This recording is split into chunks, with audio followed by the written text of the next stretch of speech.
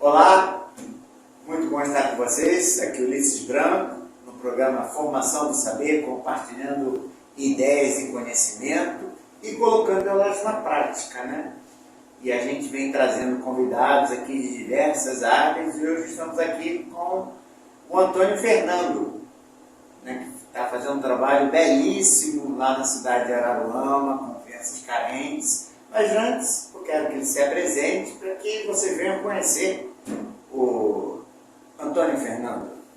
Boa tarde a todos, é um prazer estar com o Ulisses aqui nessa tarde, falando um pouco do que temos vivido, de algumas experiências que temos tido no decorrer desses anos da nossa vida. E esse ano, há 3 anos na realidade, podemos dizer assim, 3 anos e pouco, nós temos vivido uma experiência totalmente nova em nossas vidas e que tem nos alegrado muito o coração. Sempre podemos fazer sempre algo de melhor, algo de relevante ao próximo, nos traz muita alegria ao coração. E hoje vamos estar compartilhando um pouco com vocês a respeito do que estamos vivendo. O povo conhecer melhor, Antônio, você qual é a sua profissão, como é que a sua família funciona, a questão, você é pastor também, né? Sim. Como é que isso tudo surgiu na tua vida? Dá um resumão para a gente. Um resumão básico, né? Então, assim, eu nasci num lugar de área rural, chamado Três Vindas, né? Fica entre os municípios de Araruama e São Vicente, e Araruama e São Pedodê, né? E aos 2 para 3 meses de idade, eu fui dado em adoção porque nasci num lar muito carente. Havia uma carência muito grande, né? Muitas crianças, um lar muito numeroso e a possibilidade muito resumida, né? Então eu fui dado em adoção. Na ocasião, meus pais me adotaram, eles eram já de idade, tinham 60 anos de idade, meu pai e minha mãe, e eles eram na realidade aposentados, estavam recém-chegados ao interior, haviam comprado um sítio, e iam, né, com uma opção de vida, né, com uma qualidade de vida, vieram morar no interior no sítio. Souberam, né, do meu nascimento, então optaram por me adotar, por me dar essa oportunidade. E ao ser adotado pelos meus pais, muitos eram contra na ocasião, amigos, familiares, por conta da idade, né? Diziam que eles não teriam possibilidade de quantidade, saúde, de adotar um bebê recém-nascido com 2 meses de idade. E eles não deram ouvidos a isso, né? Me adotaram, e eu costumo dizer até hoje, né, já tem muitos anos que perdi meus pais, mas eu acredito que existem pais iguais aos que eu tive, melhores eu duvido, porque eles supriram a minha vida em todos os sentidos, a títulos de carinho, atenção, afeto, educação, em todos os sentidos eu fui suprido na minha vida. Então, mas eu desde a minha infância, eu cresci num lar onde meus pais eram pessoas que tinham um coração muito abençoador e auxiliavam e ajudavam muitas famílias carentes no entorno do sítio onde eles moravam, nós morávamos, né? E eu vivi, né, meu contexto de vida foi viver vendo meu pai auxiliando e ajudando muitas pessoas. Isso, desde então, desde sempre, despertou meu coração em fazer algo pelo próximo, em ajudar aos menos favorecidos, né? Isso é algo que sempre me trouxe alegria ao coração. Passados esses anos, né, vim a crescer, conheci minha esposa com 13 anos de idade, assim que podia ser. Namoraram ou ficou só na amizade? Com 13 anos rolou aquela paquera, aquela paquera, mas aos 15, 16 anos começamos a namorar, de fato, né? Me casei com 19 anos, eu vou fazer agora em janeiro do próximo ano 30 anos de casado. Parabéns. Temos um filho de 18 anos, que é uma bênção, estudante de psicologia, garoto de ouro, nosso filho. E, na realidade, com o decorrer dos anos, né, no início do nosso casamento, nós sempre falamos que um dia nós gostaríamos, de além dos filhos biológicos, de ter um filho do coração. E Deus, então, achou por bem que teríamos apenas o filho do coração e nos deu o nosso filho. Eu costumo dizer que o nosso filho ele não foi gerado no ventre da minha esposa, mas foi gerado no coração de Deus, no meu coração e no coração da minha esposa. E nosso filho é uma bênção, a minha história veio a se repetir na vida do meu filho. Reproduziu, né? Foi um exemplo. Foi um exemplo. E hoje, né, a alegria do meu coração, né, é que hoje nós, há 3 anos e meio aproximadamente, né, iniciamos na cidade de Araruama o Instituto Life, que é um projeto de apoio a famílias, de apoio a crianças e adolescentes, dando suporte através de esporte, através de aulas de música. Futuramente, num breve espaço de tempo, pretendemos começar também aulas de reforço escolar e tudo mais enquanto conseguirmos, né, implementar e inserir ao projeto para alcançar um número maior possível de famílias, de crianças, de jovens, e a mesma oportunidade que eu tive de ter um futuro diferente que meus pais me deram, a mesma oportunidade que, graças a Deus, eu e minha esposa estamos dando ao nosso filho de ter um futuro diferente. Nós queremos também dar à vida daqueles jovens, àquelas crianças, àqueles adolescentes, para que eles tenham a oportunidade de entender que o futuro para eles pode ser diferente do que talvez a realidade que eles convivem no dia a dia, no cotidiano do dia a dia, apresenta, né? A gente pode, através do esporte, através da educação, através das artes lúdicas, através da música, demonstrar a eles que eles podem ter um futuro diferente. E a vocação para pastor? Isso, na realidade, aos 24 anos de idade, foi a primeira vez que eu pisei numa igreja evangélica na minha vida. Eu nunca havia entrado na igreja evangélica, eu, tipo assim, fui criado não por uma imposição, mas por acompanhar os meus pais. Eu ia à igreja católica, não tinha assim, aquela continuidade, talvez, que de repente é muito ser comum. Mas ao chegar, né, pela primeira vez na igreja evangélica, foi na igreja de Nova Vida, na ocasião, eu vi algo que me despertou, algo que me interessou bastante, e eu vi, a partir dessa oportunidade, o Espírito Santo começou a tocar o meu coração, eu vim aceitar Jesus e começou então a minha caminhada. Eu e minha esposa começamos a caminhar e as coisas foram tomando forma. Eu costumo dizer assim, as coisas, parece que Deus tem uma pressa em algo para fazer através das nossas vidas, e as coisas foram tomando forma muito rápido, né? E num espaço aí de aproximadamente 15 anos após a nossa conversão, veio então o ministério, veio o tempo chamado. A gente tem hoje há 12 anos de ministério pastoral, e as coisas foram, né, meio que se encaixando como um quebra-cabeça nas nossas vidas. Deus foi meio que formando, né, algo, mas uma coisa que sempre ardeu no nosso coração foi cuidar de famílias, cuidar de Isso é um pastorear, né? Isso é um pastorear, apacentar de fato, né? Deus despertou no nosso coração desde sempre um sentido de apacentar, de cuidar de vidas, de trazer um sentido à vida de muitas pessoas que não conseguem mais encontrar um sentido.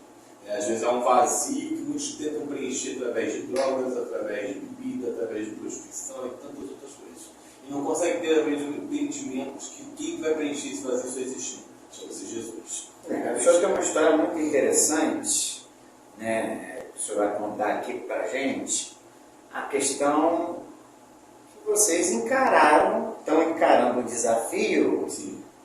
Mas encararam um desafio, vamos dizer assim, financeiro, sim, bem grande, né? Primeiro, conta onde funciona o Instituto Life e o que vocês fizeram para estabelecer o Instituto Life. Sim. Conta aí para os nossos convidados. Aconteceu algo bem inusitado, né? E eu costumo dizer que muitas vezes nós nos vemos como os improváveis, né? E aí o Senhor usando as coisas loucas desse mundo para confundir as sábias. No ano de 2020, pleno pico pandêmico, né? Onde todo mundo estava indo para dentro de casa, todas as igrejas estavam fazendo culto online. Na ocasião, congregávamos em uma igreja aqui em Cabo Frio, porém morávamos em Araruama já, né? Nascidos e criados no município de Araruama, mas congregávamos numa igreja aqui em Cabo Frio. E naquele período pandêmico, todo mundo fazendo culto online, já havia o desejo nos nossos corações de começar um projeto social. Era o desejo de iniciar um projeto social. E na ocasião, eu e minha esposa, meu filho, né, conversamos a respeito de como poderíamos fazer, viabilizar para que isso acontecesse. Eu sou representante comercial há 25 anos, trabalho como vendedor de materiais de construção para as lojas de materiais de construção há 25 anos. E na ocasião, como eu estaria trabalhando em home office, tínhamos 2 carros. E começamos então e optando, decidimos em família a doar um dos nossos carros para a obra, para então darmos início a algo de alcance, de suporte a famílias carentes, a crianças, jovens, adolescentes. Na ocasião, nós a ideia, né, que estava no nosso coração seria comprar um terreno financiado e com o valor do carro que iríamos doar, venderíamos o carro e iríamos iniciar a construir 2 salinhas de aula para começar de repente uma aula de violão. Meu filho toca violão, toca guitarra, minha esposa é professora há 32 anos. Então a ideia era fazer um reforço escolar, fazer uma aula de violão, essa era a ideia inicial. Mas os sonhos de Deus são infinitamente maiores que os nossos, né, Luiz? E às vezes nós não conseguimos entender o que Deus tem preparado para nós, né? E naquela ocasião, conversando com alguns amigos, alguns conhecidos a respeito de comprar um terreno, e um amigo falou conosco o seguinte: olha, tem uma conhecida que falou conosco que tem uma propriedade que está vendendo, é dela, do marido, eles estão vendendo, e quer então mostrar para você. Fomos ao local para ver a propriedade. Quando chegamos lá, há 25, 28 anos atrás, aproximadamente, 30 anos atrás, aproximadamente, esse local funcionava como um hotel. Era um hotel funcionando nesse lugar, mas já tinha mais de 20 anos que estava fechado. Então é uma área grande, são 4.000 metros quadrados, tem 1.500 metros quadrados de área construída, né? E na ocasião nós olhamos aquilo ali e falamos assim: gente, é bem bacana, por mais que estivesse muito degradado por conta da ação do tempo, e muitos anos fechado, abandonado, mas, poxa, o local é perfeito, porque é uma área carente, a estrutura do imóvel é perfeita, só que o que implica é que nós não temos o recurso para poder adquirir esse espaço, esse imóvel. E na ocasião foi então falar: mas vamos lá, pensa na ocasião, o que pode ser feito. O proprietário então falou: não, pensa a respeito. E aí, vamos pensar. E aí, na segunda conversa, na primeira conversa, ele nos falou em 1,5 milhão que ele queria no imóvel. Isso é totalmente improvável, né? Não há possibilidade. E o imóvel fica dentro da comunidade? O imóvel fica dentro da comunidade, uma área carente. Qual é a comunidade? Um bairro chamado Clube dos Engenheiros. Esse bairro de Clube dos Engenheiros é um dos bairros assim, mais numerosos de Araruama e um dos bairros mais carentes também de Araruama, né? Olhamos o espaço, poxa, perfeito, mas 1,5 milhão não há possibilidade. O proprietário, na segunda conversa, falou que faria por 1,1 milhão o imóvel. Ainda era totalmente fora. Ele tornou a conversar e falou conosco que chegaria a 900 mil o imóvel. Também não havia possibilidade. E na última conversa, em torno de quase 2 meses de conversação, ele falou conosco: olha, eu vou chegar a 800 mil o imóvel. Eu falei: 700. Ele falou: 750. Então, negociação. Puxa pra cá, puxa pra lá. E ele falou assim: tá joia, 750 mil tá fechado. Caramba! Você vai pagar como? Eu falei assim: eu tenho 2 carros, tem esse. Interessa alguns carros pro senhor? Eu falei: não quero carro não. Eu falei: então você me dá um tempinho que eu vou anunciar o carro, depois a gente volta a conversar. Anunciei os 2 carros, com uma semana apareceu um comprador para um dos carros. E ele falou: estou 46 mil do carro. Então vai. Aí eu peguei e falei pro proprietário: eu vou dar 40 mil de entrada. E esses 6 mil eu vou usar para alguma manutenção inicial, enquanto o tempo que o imóvel está fechado, mas vou dar 40 mil. E os 710 o senhor me dá 1 ano para poder pagar. E ele falou assim: não, dou 1 ano não, dou 3 meses. Eu falei: moço, eu estou falando em financiar um imóvel de mais de 1 milhão.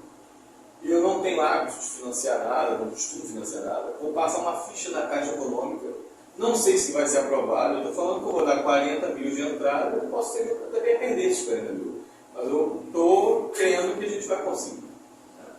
E ele então falou: beleza, vamos avaliar, vamos pensar. Então ele aceitou a proposta dentro dos 40 mil, assinamos uma proposta de compra do imóvel e fomos orar. Já estávamos em oração, né? Fomos lá ainda mais orar, né? Dia 5 de julho de 2020, como falei, no pleno pico pandêmico, pela primeira vez estávamos pisando naquele imóvel, tomando posse, consagrando e apresentando ao Senhor e crendo naquilo que Deus podia fazer, porque aos nossos olhos era totalmente impossível e improvável de acontecer. Eu já visitei o local, né, algumas vezes, com vocês. É um lugar... Parece que foi feito já. Vocês já compraram pronto para o negócio funcionar. Várias salas, a cozinha, tem uma área ambiental, né, bonita. Vocês até fazem cultos debaixo da árvore. Sim. Tem um salão de culto também. Mas surgiu na mesma hora formar igreja, instituto, como é que funcionou isso? Então, a ideia inicial, né, O pastor Márcio Valadão, ele fala algo que eu acho muito interessante da igreja Batista do Lagoinha. Ele fala que a igreja não se abre, a igreja nasce, né? E desse intuito, desse início, a ideia nossa era um projeto social apenas, era o que estava no nosso coração. Só que acabou que a igreja nasceu paralelo ao projeto. Eu me recordo na ocasião, eu conversei com um pastor amigo nosso, expliquei e falei a respeito, né? Eu congregava na época na igreja de Lagoinha daqui de Cabo Frio. Eu conversei com o pastor daqui da igreja a respeito do que estava acontecendo, né? Para dar ciência a ele, pedir a bênção para que estivéssemos fazendo algo debaixo de uma cobertura. E ele falou comigo algo bem interessante. O pastor Márcio Valadão sempre fala conosco o seguinte: a igreja não se abre, a igreja nasce, né? Então o que acontece? A igreja Lagoinha não tem propósito de estar indo para Araruama. E as vidas que vão ser alcançadas através do projeto social, porque vão ser alcançadas as vidas, tudo aponta para vidas, tudo aponta para o reino, para Jesus, vão precisar caminhar e vão precisar ser cuidadas numa igreja. Então, por mais que você não queira ver nesse momento, por mais que os seus olhos pareça ser só um projeto social nesse momento, mas a igreja já nasceu. E essa foi a palavra dele na ocasião, foi para descanso do coração, que vai acontecer. E a membresia, como é que foi? Foi acompanhando pessoas vindo de outros lugares? Como é que foi isso? O interessante nessa empreitada inicial, né? O que acontece? Chegou eu, minha esposa e mais 2 casais. Chegamos, eu, minha esposa e mais 2 casais, chegamos ao local para dar início, então, start e começar. Você tem uma noção, dia 5 de julho de 2020, nós chegamos lá, a gente chegou com carrinho de mão, roçadeira e motosserra. Você tem noção como é que o troço estava complicado, né? Muita sujeira, muita faxina, muita árvore para cortar, muito grama, sabe? Não tinha grama, estava um mato alto, com metro, né? Pouco de altura. E começamos então a botar o espaço viável e tendo a possibilidade de você habitar, de entrar ao espaço. E aí começamos assim, eu e minha esposa, mais os 2 casais. Aí logo em seguida me ligou um casal, os portões fechados, me ligou um casal, ficou sabendo, casal daqui de Cabo Frio. Olha, eu quero estar ajudando vocês. E chegou para poder ajudar.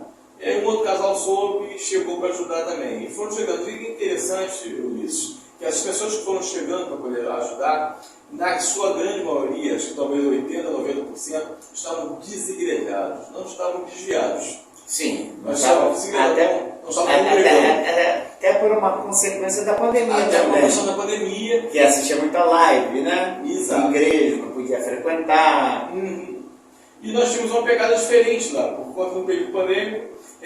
Por mais que nos reuníssemos às vezes para poder estar louvando, para poder fazer um estudo bíblico, mas como o espaço lá é muito grande, é um espaço aberto, né? Nos sentávamos debaixo de uma árvore que você conhece, uma árvore bonita, linda que nós temos lá, botávamos as cadeiras ali no ambiente aberto e ali fazíamos o nosso louvor, ali nós fazíamos um estudo bíblico, isso sem pretensões, mas com os portões fechados, né? E aí também nos reunimos para poder fazer um mutirão, para poder preparar e viabilizar o espaço, ajustar o espaço. E fomos chegando mais um, e até que um dia nós resolvemos abrir os portões. Um dia, acho que um mês e pouco, 2 meses que eu estava lá, abrimos o portão e chegou logo em seguida um casal. E perguntou, um culto está acontecendo, a gente pode participar? É o nosso líder do louvor lá hoje. Sim, conheço. Ele é uma pessoa maravilhosa, né? E aí chegou o Diego com a Priscila, a gente pode participar? Falei, pode, com certeza. Ele falou, não, porque estávamos em oração, somos recém-mudados do Rio para Araruama, estamos morando nesse condomínio que tem ao lado aqui do espaço. E ouvimos sempre louvores, ouvimos o pessoal rindo, conversando, imaginamos, é uma igreja. Só que chegávamos aqui na frente e o portão fechado, aí voltava para casa, deve ser uma colônia de férias, do sítio de alguma igreja. Na semana seguinte ouvimos louvor de novo no mesmo horário. E aí a gente vinha de novo, chegava aqui e via o portão fechado. E hoje, por coincidência, chegamos e vimos o portão aberto. E aí nós respondemos a eles, vocês são respostas de oração. Nós vamos, a partir de hoje, deixar os portões abertos. E aí começou a chegar mais uma família, chegou mais uma pessoa, aí uma aceitou Jesus, uma outra pessoa aceitou, uma família inteira aceitou Jesus. Aconteceu o primeiro batismo. E aí, ou seja, a igreja nasceu paralelo ao projeto, né?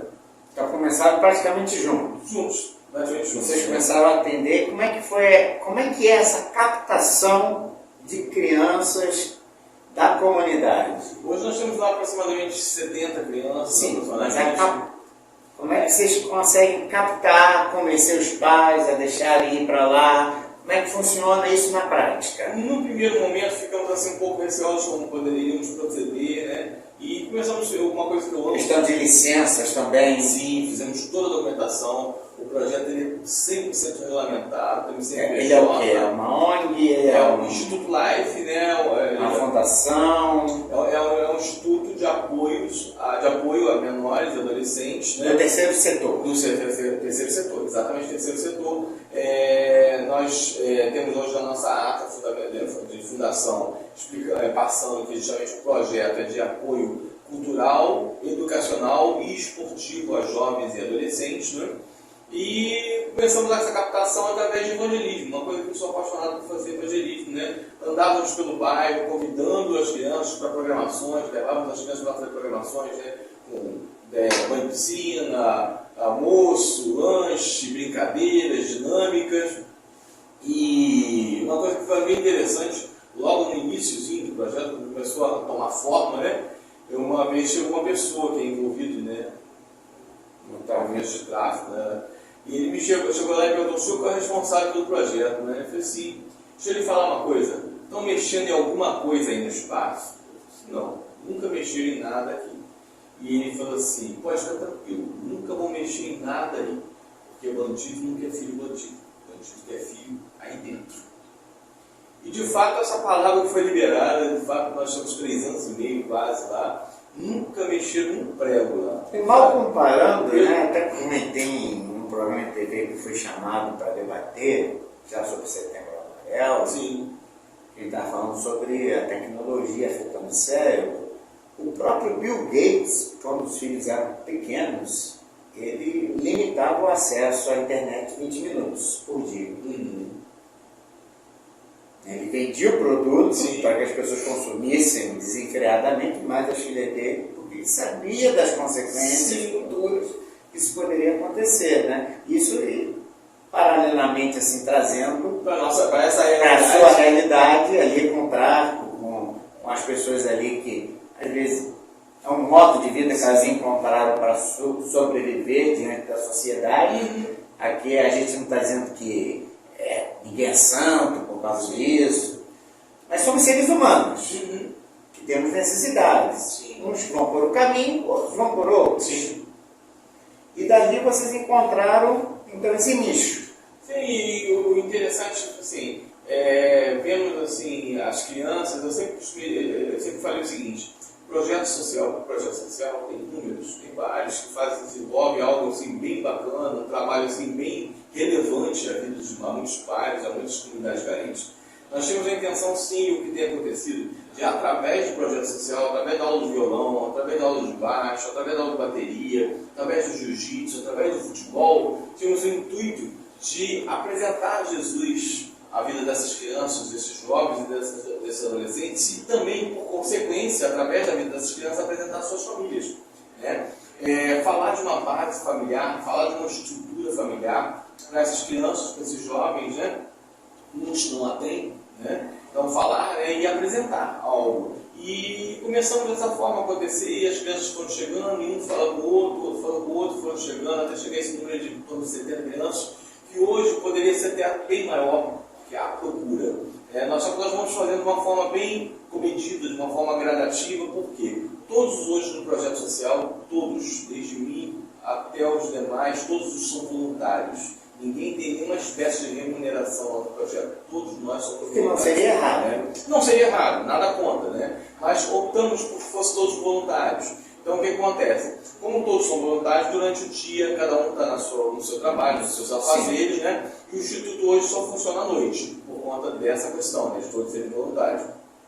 Mas, mesmo assim, hoje dentro do bairro, né? O projeto ele é bem conhecido, ele é bem aceito, né? E respeitado dentro do bairro. Então as crianças vão para lá, os pais levam, assistem a aula, chegam lá, participam, os pais vão lá, assistem o futebol, assistem as aulas. Isso é muito bacana, né? Mas aquela participação trazendo a família, assim, né? E é bem bacana. Porque às vezes a gente não consegue no setor privado fazer isso. É verdade. Né? Eu já converso eu trabalho com muitas escolas, e os diretores mais reclamam é isso, né? A participação da família. A participação da família na criação, porque às vezes é um depósito de crianças que querem fazer a escola, né?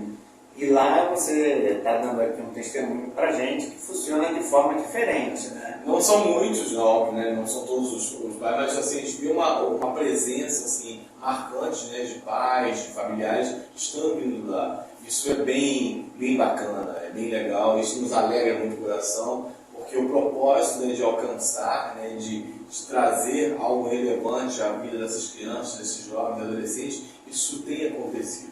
Isso para a gente é muito bom. Né? E eu poder estar hoje nisso, eu e a minha casa, servindo ao Senhor ali, eu e minha família estando ali fazendo algo juntos, isso para mim não tem preço. É legal que sua família abraçou, né? Muitas das vezes tem casos de que alguém da família abraça e há cobrança da atenção dentro de casa, né? Um peso, de certo modo. Não, para a gente é um prazer, é gostoso, eu, minha esposa, minha filha, amamos estar ali. É um sonho conjunto. É um sonho conjunto, nós sonhamos em conjunto. Isso é muito bom, isso é muito gostoso. E a gente vai vendo os frutos acontecendo, nós vamos vendo as vidas que estão chegando, a transformação. Eu tenho jovens lá de 13 anos, sabe, e que já estavam há 2 anos trabalhando no tráfico, e hoje já estão lá diminuindo, já estão começando a estar mais ali com gente presente e deixando, né? Então, realmente viver aquilo que Deus um dia falou conosco logo lá no início. O nome do projeto é Instituto Life, ou seja, vida em inglês. Que é vida em inglês. E logo a seguir o Senhor nos deu uma frase que nós costumamos dizer não é uma frase de efeito, é algo profético, que seria um tempo de resgate. E é o que nós temos vivido ali, um tempo de resgate. E é legal a participação da membresia, eu falo, porque já frequento lá, né? Somos apoiadores ali com vocês. Pega no pesado mesmo, né? Sim. A gente até já capinou aquilo ali. Capinar, geralmente nós estávamos fazendo mutirão, né? E nos mutirões um pinta, outro faz obra, outro faz hidráulica, outro faz elétrica, outro capina, tem sido dessa forma. E o interessante, como você havia perguntado nisso, eu acabei, né, pulando, né? Nós, na ocasião da negociação, nós demos entrada na Caixa Econômica e fomos aguardar, saber se iria acontecer a aprovação ou não sabemos se iria acontecer por conta do valor, né? E aí veio um mês depois a resposta positiva da Caixa Econômica, que a ficha estava aprovada, e seria inicialmente 6 mil reais, 5 mil e pouco, 6 mil reais, inicialmente. E aí, quando foi partir para a parte de vistoria do imóvel, aquela coisa toda, verificaram que o imóvel, apesar de não estar sendo utilizado para fins comerciais, né, um projeto social, mas o imóvel é um imóvel de estrutura comercial. Então, a Caixa Econômica não poderia, então, financiar em 420 meses. Teria que financiar em 240 meses. Que aumentou. Ou seja, reduziu quase a metade do prazo, mas aumentou a prestação para 11 mil reais. Então, nós pagamos. Vocês têm essas despesas. 11 mil reais nós pagamos. Fora a entrada que vocês deram. Fora a entrada que a gente abençoou, que foi o valor do carro, mas nós pagamos hoje de prestação 11 mil reais, fora luz, fora água, fora manutenção normal, né? Do imóvel, grama, essa coisa toda. E aí a gente ficou pensando na época, como vai ser para pagar uma prestação de 11 mil reais? Mas já estávamos ali, já vimos as vidas das crianças chegando. Eu falei, nós não vamos parar, nós vamos avançar. Nós não vamos retroceder, nós vamos avançar. Então, em função disso, nós resolvemos então avançar, assinamos o contrato da Caixa Econômica, a Caixa Econômica liquidou o valor com o antigo proprietário e começamos então a prestação. E, Ulisses, semana passada, nós conseguimos pagar a 23ª prestação de 11 mil reais. Você vira bem encaminhada, né? 23ª. Você vira para mim assim, cara, mas como? Se você está numa área carente, se você tem poucos membros, hoje nós estamos em torno de 50, 60 membros lá, não há um grande empresário, não tem um mantenedor, não. Você, como pastor, também não recebe, não tem prebenda, né? Não tem nada. E nós vimos, como vai ser para poder fazer isso? E aí nós vimos a coisa acontecer, a matemática de Deus, que nunca vai ser igual a nossa. A matemática de Deus é diferente de 2 mais 2 dá 4. Ela é sempre diferente. A gente vai conversar mais sobre isso, a gente vai chamar um break rapidinho e o Formação do Saber volta já.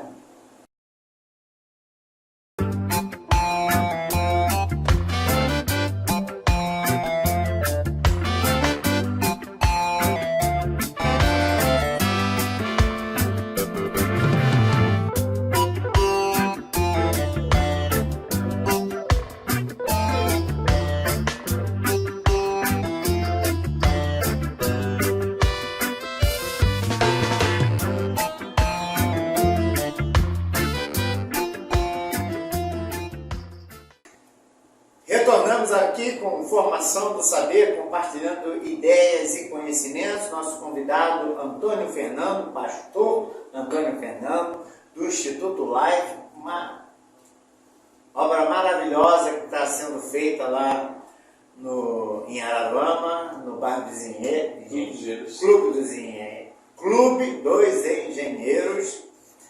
E, então, pastor, a gente está falando que até agora, né, a membresia, as pessoas estão ajudando, mas como é o setor público e o setor privado?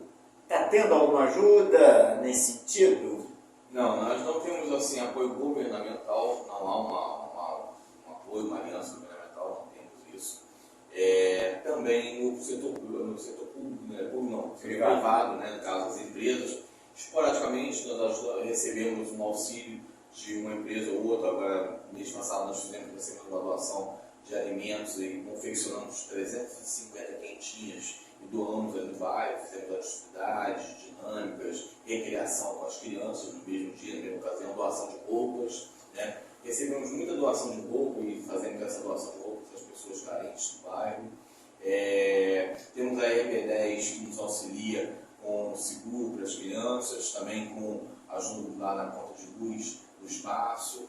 E assim, temos conseguido dessa forma, nada contínuo, né, assim, mas recebemos ajudas assim, esporádicas para que possamos, né, estar acontecendo, né, ajudando e melhorando, implementando. Recebemos agora recentemente o Banco Cicobi nos auxiliou com a doação de uma freezer, um bebedouro para as crianças, uma freezer para poder guardar os alimentos.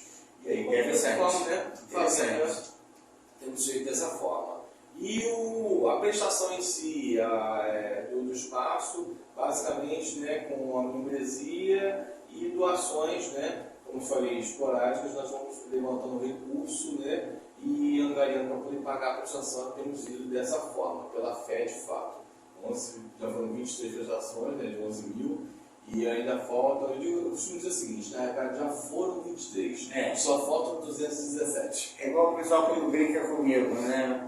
Parabéns por mais um ano de vida, não, menos um ano. Isso aí. Porque é natural, é natural. É uma contagem regressiva. É uma contagem regressiva. Exato. A gente tem que saber aproveitar cada momento da nossa vida, né? Sim, sim. Cada etapa, cada ciclo que a gente vai atravessando. Verdade. E, pastor Antônio,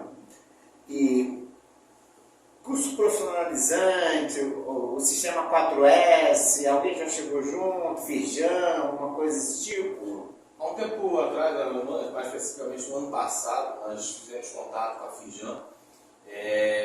Vieram 4 pessoas representando a Firjan ao espaço, né? Marcamos na ocasião um encontro com a secretária de promoção social, então, no município, na ocasião, para que fizéssemos uma reunião e tentássemos implementar alguns cursos, né? Na ocasião seria disponibilizado o curso de pedreiro, o curso de auxiliar de logística e um terceiro curso que não me recordo bem, acho que era alguma coisa de parte administrativa de escritório. Nós cederíamos o espaço para que fosse feito o curso lá e eles viriam com professores, material didático e tudo mais que fosse necessário. Porém, a Firjan, ela presta contas ao MP, ao Ministério Público, e para que venha acontecer o curso é necessário uma autorização ou da Secretaria de Educação, tem que passar para um setor público local. Exato. Ou o Secretaria de Promoção Social, na ocasião foi a Secretaria de Promoção Social. Porém, o que foi nos passado na ocasião é que para que acontecesse o curso seria inviável que ocorresse no espaço, teria que ser no centro da cidade, né? E que não aconteceria dessa forma, né? Então o curso foi levado para que acontecesse. Esse foi o Senai, a Firjan. Senai através da Firjan. Você só me falou outro agora. Aí a parte de curso seria dessa forma, né? E não ocorreu, foi na Casa do Trabalhador, no centro da cidade de Araruama, né? Foi levado para acontecer lá. Tentamos depois disso algumas vezes, alguma questão de curso, ainda não conseguimos. Fizemos agora há pouco, estamos tendo um contato com um grupo, o Sebrae tem um projeto chamado Líder, onde alguns empresários e algumas pessoas do setor público também ficaram para nos auxiliar, mas não seria nessa parte de cursos, seria na parte de reforma, né, e estruturação do espaço, né?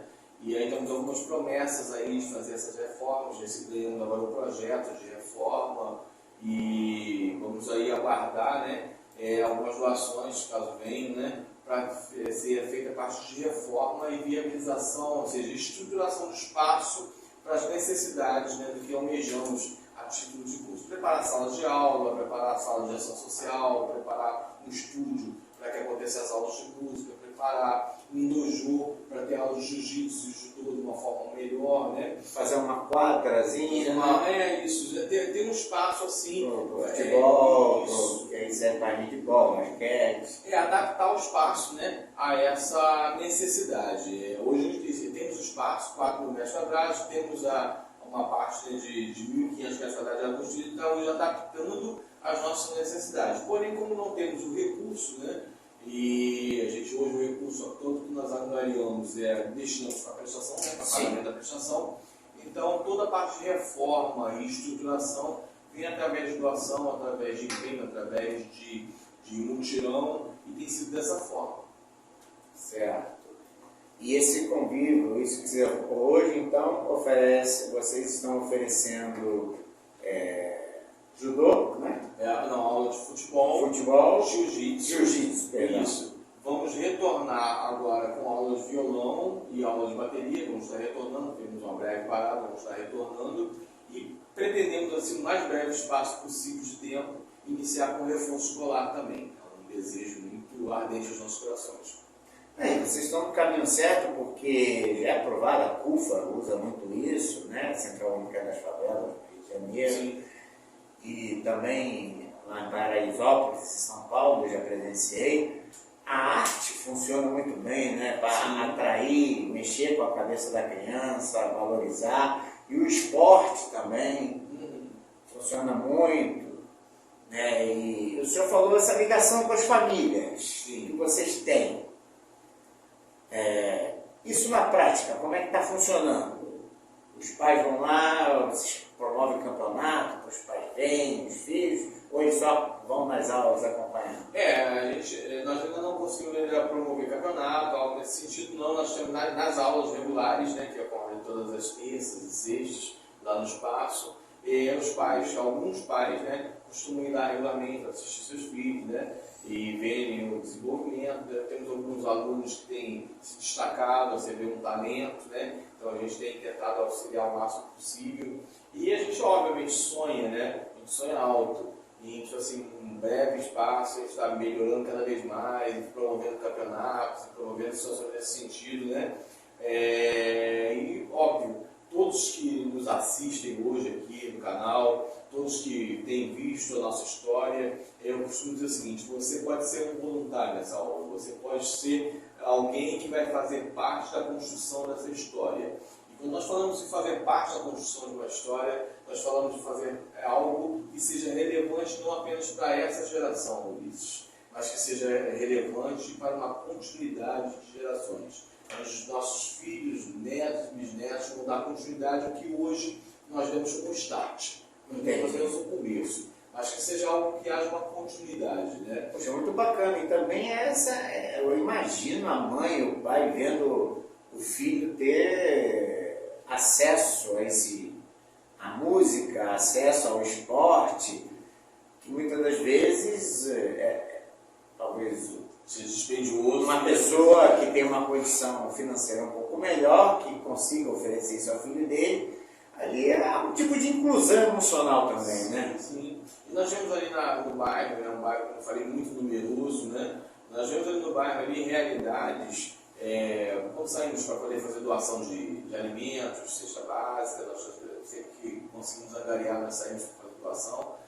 E às vezes tem algumas famílias, alguns locais que a gente vai, e você vê uma situação de pobreza extrema. Você vê uma miséria realmente muito grande em muitos pontos ali do bairro, né? E na maioria análise, casas, né, por mais humildes que sejam, mas com um número de crianças muito elevado e com uma possibilidade muito escassa de angariar recurso, de ter o alimento básico, de fato, né? Então, você, nessa situação, quando você vê uma necessidade do básico, que é o alimento, que é uma condição mínima de subsistência, né, de vivência, você vê que a oportunidade de você ter acesso, de repente, a uma aula de música, você ter acesso a uma escolinha de futebol, é totalmente improvável, né? E quando vocês conseguem chegar e trazer um projeto onde as crianças vão ter acesso a isso, sem que haja um custo, né? Sem que haja um ônus às famílias, isso tem sido assim... Eu costumo muito conversar, né? Um comerciante digo, vamos lá ajudar um asilo, vamos levar uma cesta básica. Não, peraí, vamos lá no asilo perguntar o que eles estão precisando. Sim. Porque muitas vezes... Qual é a necessidade real? Qual é a necessidade real? Às vezes é fralda, às vezes é um material de limpeza. Sim.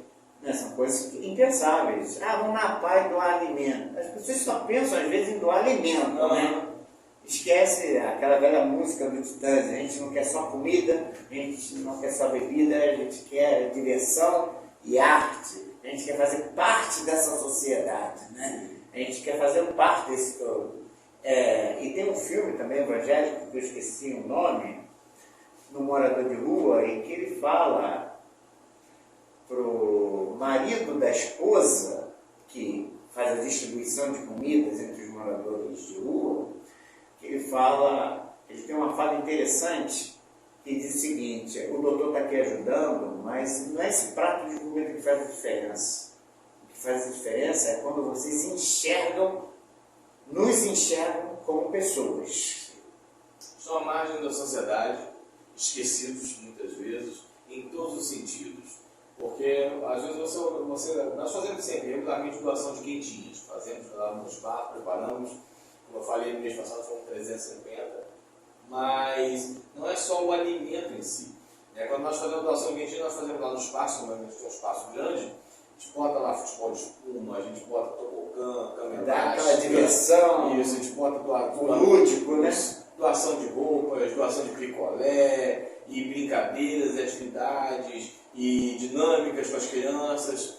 E eles são crianças que têm a oportunidade de serem crianças, né? E a gente faz isso regularmente. Assim, não todos os meses, a gente não consegue todos os meses, mas pelo menos 2 meses a gente tem feito essa atividade, chamamos de Celebração Kids. E você vê a alegria das crianças estarem ali fazendo e tendo uma oportunidade de serem crianças. E a alegria dos pais também, sim, né? Sim, a alegria dos pais poderem estar ali. Os avós, os parentes, momentos que são criados por avós, por tios. Muitos. E aí chega, a gente monta ali as mesas debaixo da árvore, e eles sentam, almoçam em família. É algo muito bom, algo que nos alegra muito o coração, porque eu sei até como estávamos conversando agora há pouco, no intervalo. Você vê muitas pessoas que falam assim: o dia que eu tiver recurso, o dia que eu tiver possibilidade, o dia não é o dia que você tiver, o dia é hoje, o dia é agora. Se você puder, dentro das suas possibilidades, eu posso ajudar com 1 quilo de alimento não perecível, é uma ajuda. Santo Agostinho fala, né, que o passado e o futuro não existem, o que existe é o presente. Sim. E o presente, por exemplo, esse simples momento aqui já deixou de ser presente e já deixou de existir. É verdade, já se tornou passado. Já se tornou passado, então o presente é uma coisa contínua. Sim. Então se a gente não consegue fazer continuamente no pouco, não é no muito que vai fazer. Tá, exatamente. E é o que a gente tem tentado despertar uma conscientização a todas as pessoas de que podem ajudar no mínimo. Se eu posso de repente chegar ali e pegar uma sacola de roupa que eu não estou usando mais e doar desde que esteja em boas condições. Não adianta eu dar aquilo que para mim não há possibilidade mais de uso. A Bíblia fala muito, senhor como pastor, da oferta da viúva pobre, né? Sim. Vamos aqui dar o contexto, né? Que muita gente dava do que sobrava, dava muita coisa. Ela deu o que ela tinha. Ela deu tudo que ela tinha, que eram 3 moedas. Exatamente. Né? Ela deu tudo, e que Jesus chamou a atenção. Eles estão dando o que sobra. Mas aquilo dá para muita coisa. Não, mas no coração, na intenção, ela deu a vida dela. Ela doou aquilo que ela tinha. Exatamente. E falando em doação, se alguma empresa quiser hoje fazer uma doação para o Instituto Life, como funcionaria isso? Olha para a câmera e dá aquele recado. Você pode nos auxiliar, você pode nos ajudar. Nós temos, eu vou pedir na edição do vídeo que seja colocado o QR Code que seja colocado, nosso CNPJ. Nós somos um projeto totalmente regulamentado. Instagram, para a pessoa acompanhar. Nosso Instagram é Instituto Live Tempo de Resgate.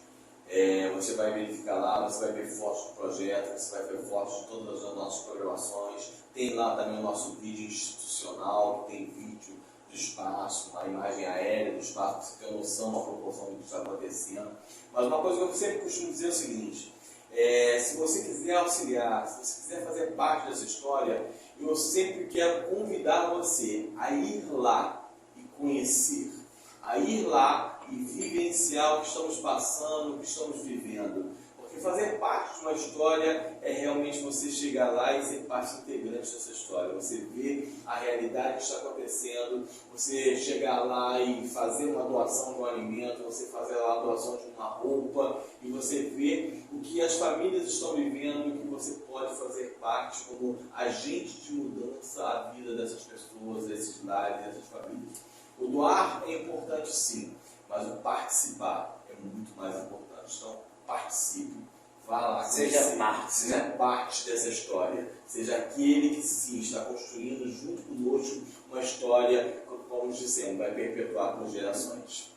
A maior doação que a gente tem, eu acho que é o único bem que a gente possui e não possui, porque a gente nunca sabe quando vai acabar, é o tempo. É o tempo.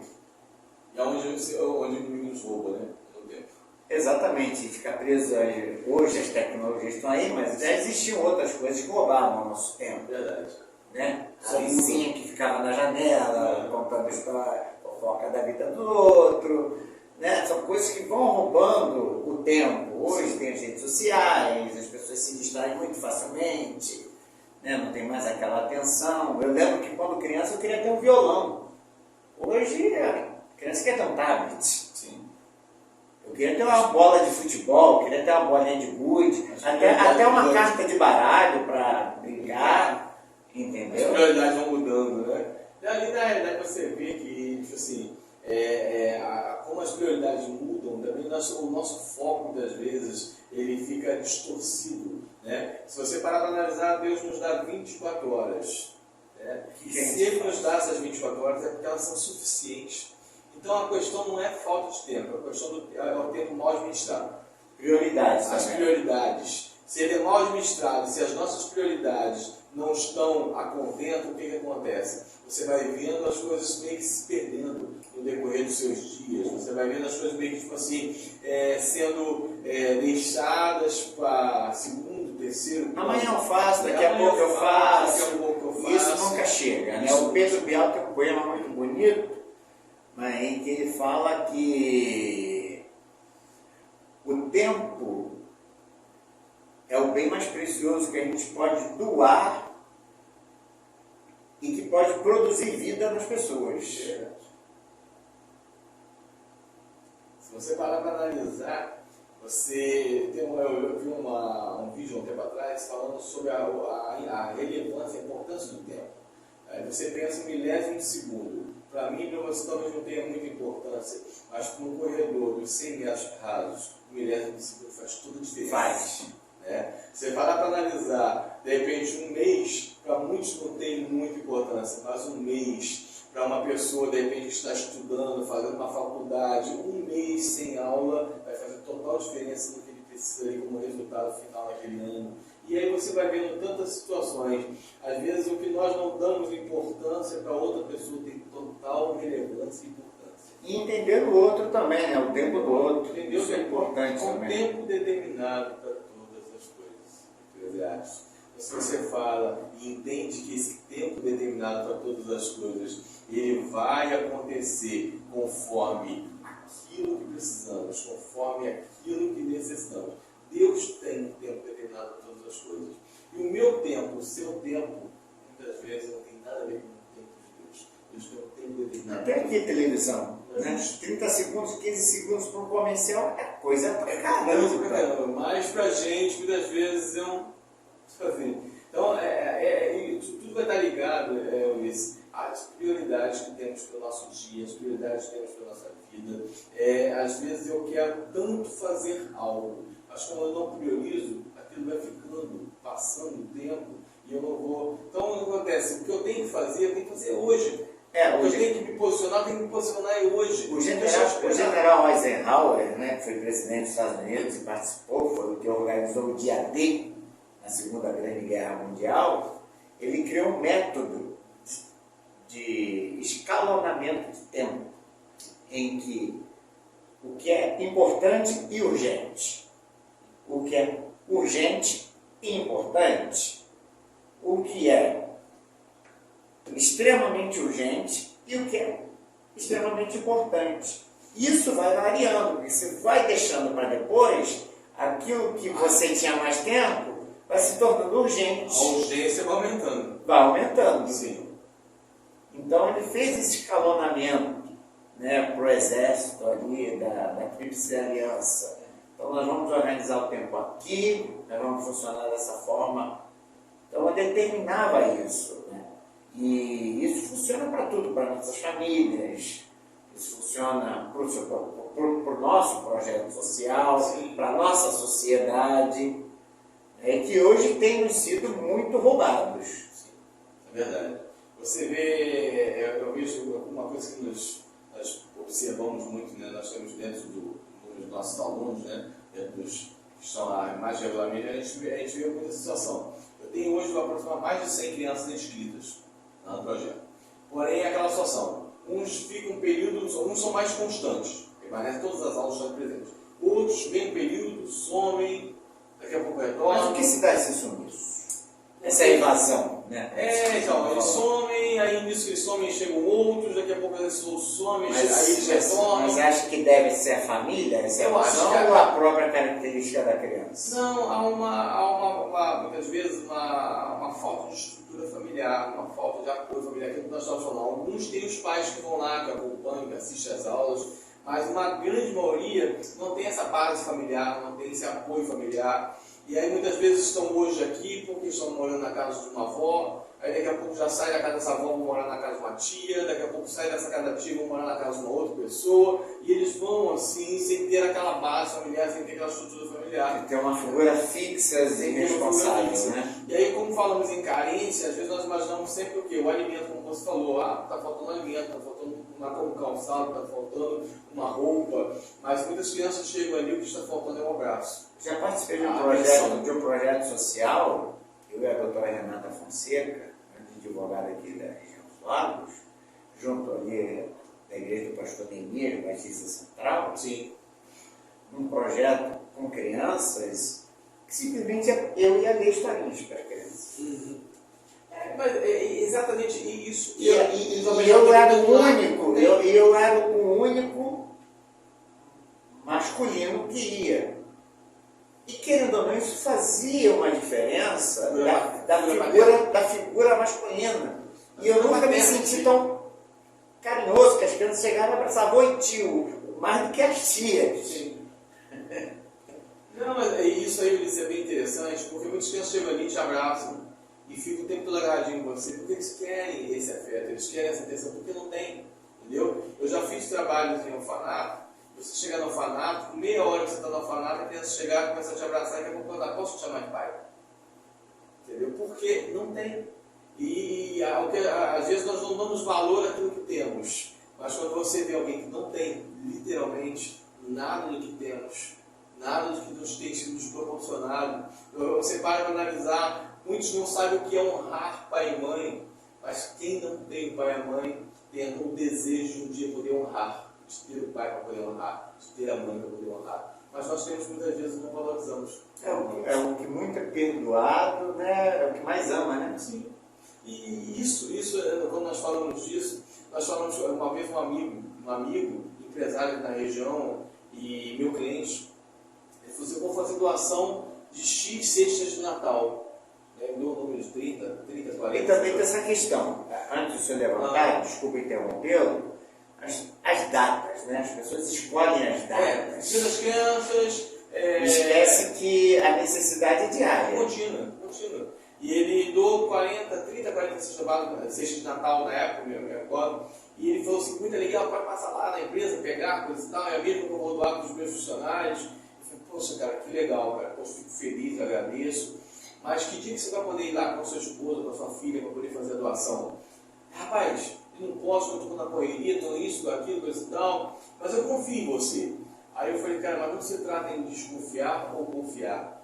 Eu fico grato e vai ser muito importante, as crianças vão ficar muito felizes. Mas eu tenho certeza que para você e para a tua família faria total diferença se você pudesse estar indo lá para fazer a doação. É para ter um choque de para você realidade. vivenciar, você ver o que nós estamos falando. Porque eu falar algo aqui diante das câmeras, eu falar com você aqui, é algo diferente do que você chegar e ver, e viver, e vivenciar. E você realmente olhar uma realidade que é muito próxima de nós. Porque às vezes você vê uma pessoa falando assim, cara, eu vou lá para o Nordeste, lá para o sertão para poder ajudar, eu vou lá para o interior do Amazonas, né, para as tribos ribeirinhas, eu vou lá para a região de Minas, né, para aquela região do Vale, de Jequitinhonha, para poder fazer algo. Cara, todas essas áreas tem pessoas que precisam muito, carecem muito de muitas ajudas, de muitos missionários que vêm estar e auxiliando, sim. Mas se você parar para analisar, não apenas nessas regiões, mas muito próximo de nós temos vários locais assim, que são realmente campos missionários para serem auxiliados e ajudados. E às vezes, se você de repente, porque é muito comum uma transferência de responsabilidade nisso. Pessoas falam assim, isso é um dever do poder público, isso é obrigação do poder público, isso é obrigação de fulano, isso é obrigação do empresário que tem condições, isso é obrigação de A, de B, de C. Eu transfiro a responsabilidade, isso é obrigação de todos nós. Eu conheço algumas famílias carentes que recebem cesta básica e da sua cesta básica tira 1 quilo de feijão para doar. Isso, quantas eu conheço fazem isso? Muitas, sabe? Essa semana mesmo eu vi uma realidade como essa. E quando nós falamos isso, nós falamos o quê? Porque existem pessoas que carecem não apenas do alimento, não apenas do cobertor, não apenas da roupa, mas carece, sabe, de atenção, de você parar e ouvir. Se você parar, se você for no asilo, fizer uma visita no asilo, eu já fiz inúmeras vezes, eu amo poder estar, você vai parar para conversar com um senhorzinho, com a senhorinha daquela ali, quantos eles gostam de conversar. Se você puder levar um biscoitinho, se você puder levar uma roupinha, se você puder levar algo assim, isso vai ser muito bom, eles vão ficar felizes. Mas o principal que eles querem é falar das suas experiências, é falar da sua vivência, de tudo que passaram, sabe, compartilhar de suas alegrias, de suas tristezas, de suas decepções, sabe, de suas conquistas, sabe, quanto eles gostam e precisam compartilhar isso. Mas muitas vezes faltam pessoas que vêm estar com eles lá. Eu me recordo uma vez, nós fomos no Lar São Francisco, lá em Araruama, fazer uma ação, e quando chegamos lá, um senhorzinho eu perguntei para ele, vem cá, e quantos familiares, quantos amigos você tem recebido aqui, coisa e tal? Eu não tenho família não, foram as palavras dele para mim. Eu não tenho, não. Eu nunca tive tempo para esse negócio de família. Ele mesmo dedicou a vida inteira, acabou só. E eu nunca tive tempo para esse negócio de família. E muitas pessoas não têm ninguém para chegar lá para ouvir. Luiz Felipe Pondé, para dar uma atenção. O Luiz Felipe Pondé, que é um filósofo que está em voga agora, né? Nas redes sociais, na TV, ele diz o seguinte, né? É muito fácil você ter pena da criança, pena do necessitado da África. Difícil é você ter pena do seu vizinho. Sim. Um bom dia, uma boa tarde, um abraço, uma atenção. Muitas vezes nós pensamos que aquele está do teu lado e você de repente imagina que ele não está precisando de nada, mas às vezes ele precisa do seu bom dia, ele precisa do seu abraço, ele precisa de 10 minutos da sua atenção. Tem uma coisa curiosa que você falou da família que quis ajudar com a cesta do empresário, porque também seria uma realidade para ele ver também que ele está em falta muitas vezes nessa correria com a família dele também. Correria às vezes é tão grande, às vezes não temos tempo de dar prioridade ao que é o primeiro e maior projeto que temos, que é a nossa família. E a gente esquece que a gente não corre 100 metros, 200 metros. É uma maratona, e a maratona é uma corrida a ser administrada. Senão você perde fôlego. Exatamente. Bom, nós estamos nos despedindo. Pastor Antônio Fernando, muito obrigado pela sua presença. Dê uma palavra final. sobre o Instituto Life e para os nossos telespectadores. É um prazer poder estar aqui, Ulisses, participando desse momento, estar compartilhando um pouco com vocês da nossa história, daquilo que temos passado e vivido.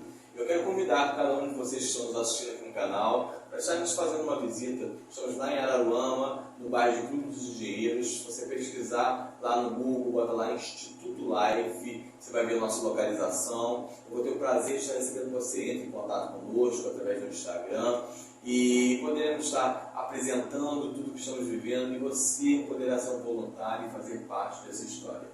Obrigado pela atenção de cada um de vocês, obrigado, Ulisses, pela oportunidade de estarmos aqui, que possamos todos juntos estar fazendo a diferença na vida de muitas pessoas, de muitas famílias, porque existem muitas pessoas que estão precisando do seu sim, do seu posicionamento, da sua postura em fazer e amar ao próximo, como você mesmo.